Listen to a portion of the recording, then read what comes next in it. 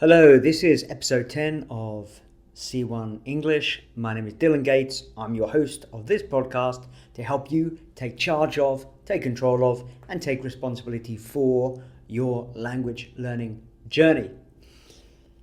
What am I going to talk about today? Well, I'm going to talk about something called metacognition. Metacognition. So think for a moment, what might that mean? We have two words, meta and cognition. Okay. Well, you probably know, you probably have a general idea. Cognition refers to thinking, and meta is where something refers to itself. So, metacognition, and here's a definition from the Cambridge Dictionary. It's a very simple one, but I think it tells you everything you need to know. Metacognition is knowledge and understanding of your own thinking. Or, in other words, thinking about how you think. So it's this process of discovery where we need to look inside ourselves. We need to look inwards and think, why do I think that way? What's going on when I'm doing this? Okay, does thinking this way help me? So it's used a lot, not only in learning, but it's also used when people reflect upon their own experience in life. Maybe they're thinking, do I need to change my job? Or they're thinking, I'm not happy with my job. What's going on? Why am I unhappy? So you're thinking about thinking, but metacognition is mainly, as I said, about your brain processes and trying to identify what's going through your head, what's going through your brain, what your mind is doing when you're thinking. So obviously this is a big issue in language learning, and many researchers, many people think that metacognition is something that can make the difference between an effective or successful language learner and one who's not so successful, especially for adults. Adults need to know what they're doing, why they're doing it. Adults generally do a lot of metacognition or metacognitive processing.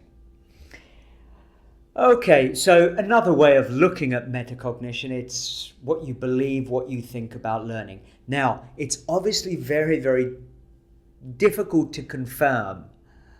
So how do you think about your own thinking? We can do it by thinking. We could do it by verbalizing, by speaking about your thinking processes.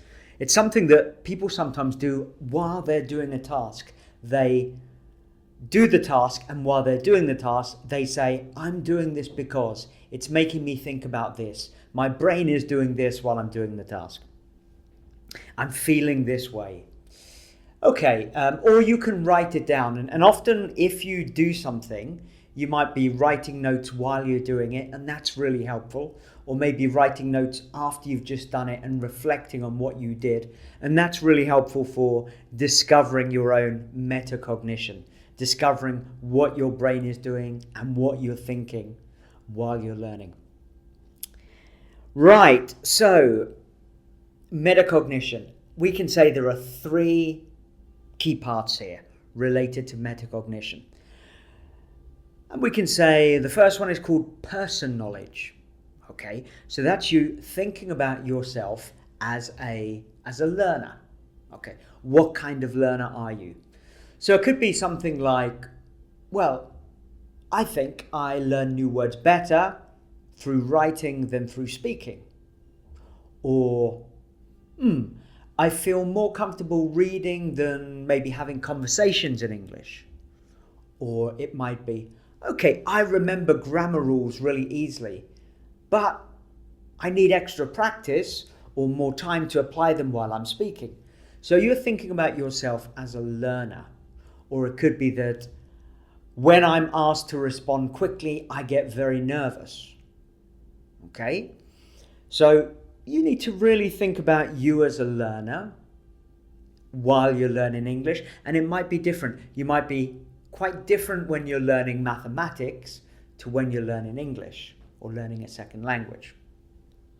But you need to know yourself. You need to know about you, the person. The second step, what could that be? Well, that's task knowledge. Okay, so as well as knowing about yourself as a person, you need to think about the tasks. So for example, if you have to speak up in a meeting, okay, what's the nature of that task? What does that involve? Well, it involves thinking about what you're going to say quickly, kind of planning what you're going to say, and then preparing what you're going to say, and then you need to actually say it. And maybe you need to say it very clearly, so you have to say it relatively slowly and pause at certain points. But it could also be more general. It could be the task knowledge. Let's say you're writing an email. So you could think, well, okay, writing an email means I need to quickly set out a quick plan of what I want to, the message I want to actually send. Or it could be, okay, I'm going to have a conversation, an interview with someone soon. So what do I need to do in an interview? Let's say a job interview. Well, they're probably going to ask me about this. They're going to ask me about my professional background, maybe my qualifications, what I want in a job, why I want this job, maybe sometimes when I did a good job at work, and maybe sometimes when I had to overcome a challenge.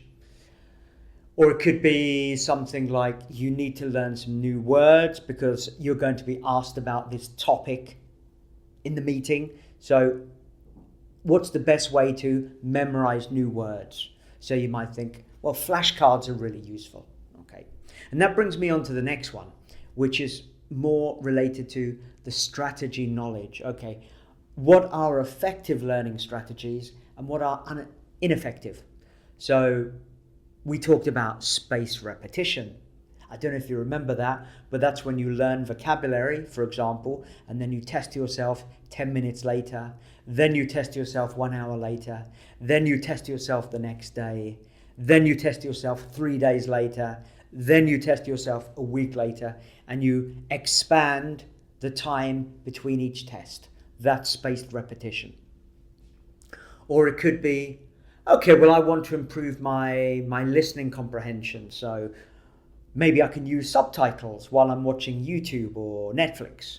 Okay. Or maybe if I watch subtitles in my own language, I'm too relaxed. So I just read the subtitles. So that's not very effective. But maybe watching subtitles in English actually helps me more. And it helps me put the spelling of the word and associate it with the sound of the word. So you might think that's an effective strategy. Or you might think, I like having one-to-one classes, but they don't help me kind of relax. It's too intense. So maybe for me, it's better to have some one-to-one classes and other group classes where I can collaborate with other people and bounce ideas around, and I feel less stressed and I can learn from other people. So this is strategy knowledge. So these are the 3 areas. You've got to think about your person knowledge, knowledge about yourself as a learner, task knowledge, knowledge about the nature of the task you want to perform, and strategy knowledge, knowledge about effective and, of course, ineffective learning strategies related to that particular task and related to you as a person. Okay. So let's think of an example. Let's say you have to give a work presentation next week. And it's only a 10-minute presentation, but you're going to be giving this presentation to maybe 10, 15 people in your department or people outside your department. You don't know them very well. You feel, okay, this is quite an important task. So you've got to think about yourself as a person.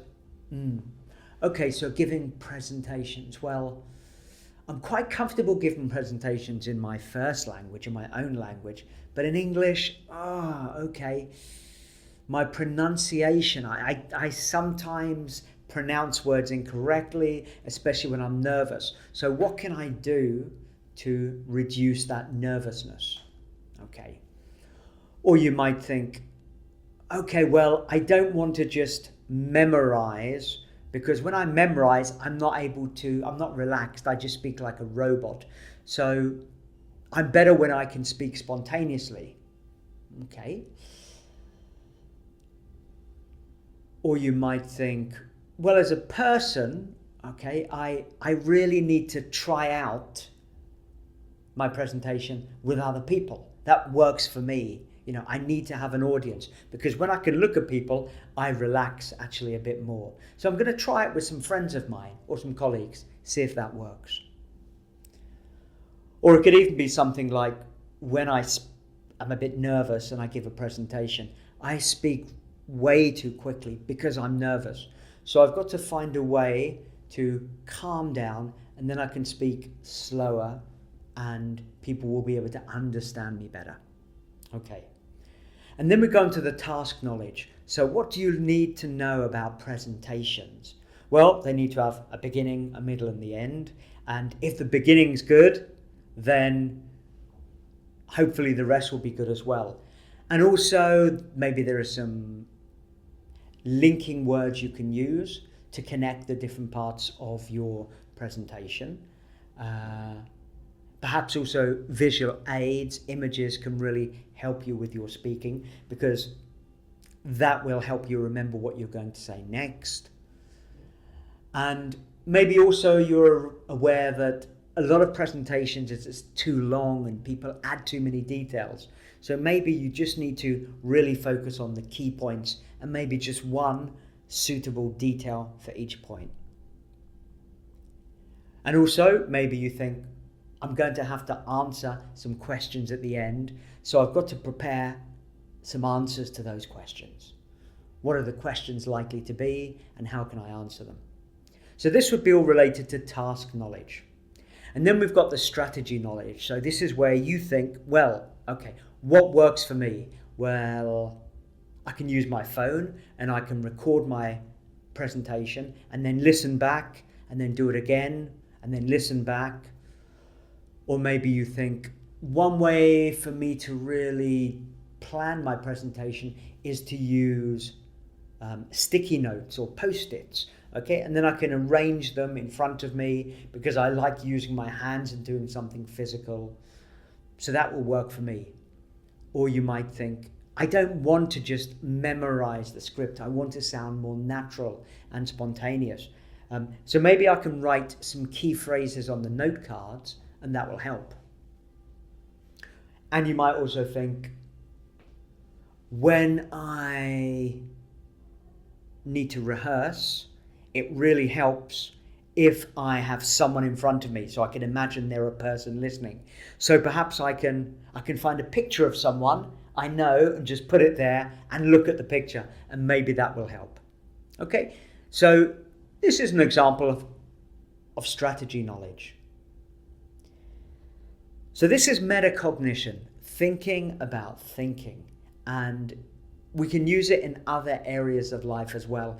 And I think if you give presentations in your first language, many of those same strategies will apply to giving a presentation in English as well. So that comes down to your person knowledge, knowing about you, task knowledge, knowing about the task, and strategy knowledge, knowing what works and what doesn't work when you want to prepare and plan the task. So I hope that's useful. Metacognitive knowledge and metacognitive strategies will really help you with your language learning journey, I promise. Okay, see you later then, and I look forward to speaking to you next time in the C1 English podcast.